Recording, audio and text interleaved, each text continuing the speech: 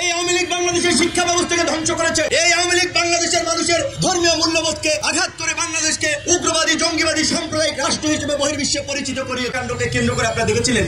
আমরা যখন প্রতিবাদ করছিলাম, খুনিরাও কালো পতাকা শোক মিছিল করেছিল।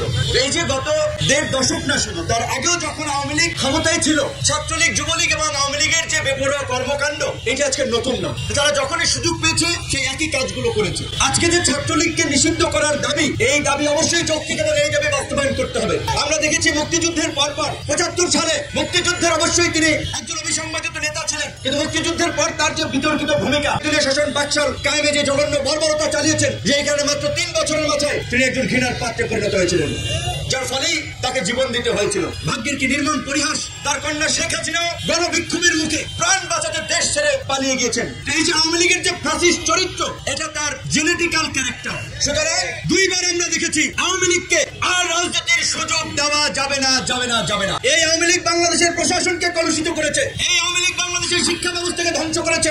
এই আওয়ামী লীগ বাংলাদেশের মানুষের ধর্মীয় মূল্যবোধকে আঘাত করে বাংলাদেশকে উগ্রবাদী জঙ্গিবাদী সাম্প্রদায়িক রাষ্ট্র হিসেবে বহির্বিশ্বে পরিচিত করিয়েছে।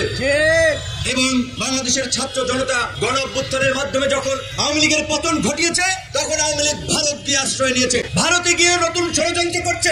এসবি প্রধান মনির কিংবা স্বরাষ্ট্রমন্ত্রী আসাদুজ্জামান খান কামাল, শেখ হাসিনা, ওবায়দুল কাদের, সবার নিরাপদ আশ্রয়স্থল হয়েছে এখন ভারত। ভারতকে আমরা পরিষ্কারভাবে বলতে চাই, তারা যদি আমাদের সাথে বন্ধুত্ব করতে চায়, সেই বন্ধুত্ব হবে মর্যাদার ভিত্তিতে, গোলামীর ভিত্তিতে নয়। আজকে আপনার ভারতীয় আগ্রাসনের বিরুদ্ধে আন্দোলন, লড়াই, সংগ্রামের প্রতীক 7ই অক্টোবরকে আমরা আগ্রাসন প্রতিরোধ দিবস হিসেবে প্রতি বছর আমরা পালন করব। আজকে অনেক সংগঠন পালন করছে ভালো, কিন্তু গত বছর কয় সংগঠন পালন করেছে, কয়টা প্রোগ্রাম দেখেছেন?